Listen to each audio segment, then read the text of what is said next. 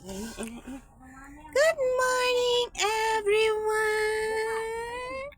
Isang mapagpalang umaga po sa ating lahat. Makikiraan po kami sa inyong mga screen. Andito po si Baby Irene. Siyempre, kasama niya po ngayon si Mama Melody. Ay, kasama mo si Mama? Kumusta na po kayo? Ano pong kinapagkaabalahan nyo ngayon? Ngayong mainit na panahon, nagtitinda na kayo ng halo-halo? Pangpawi sa init. Nagtitinda ba kayo ng mga buko juice? Wow, masarap yan, no? Ice candy? Ice candy? Pangpawi ng init ng panahon.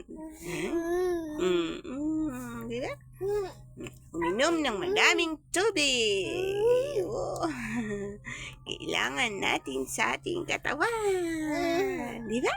Oh. Kamusta na si Baby Irene today? What? Nagulat? Nagulat siya? Ay. Kausapin mo na daw yung mga friends natin. Talk to your friends na. Hello po. Ano po yung ginagawa nyo? Nagulat si Baby, oh. Kamustahin mo na daw sila. Kamustahin mo na sila. Nako, busy kayo dyan, ah. Ano ba yan? Nako, nakikipagmaritisan kayo sa kapitbahay nyo. Nako, ano bang balita? Anong latest ngayon na balita? Ha? Si Baby Irene na yan. Ang latest na pa. Anong latest na balita sa baby namin na yan?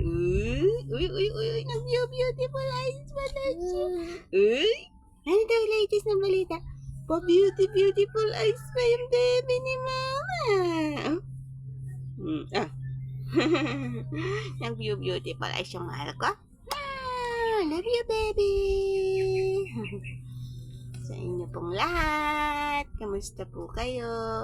Lagi po kayo magdala ng tubig sa sobrang init, dahil po sa sobrang init ng panahon, para maiwasan natin ang dehydration.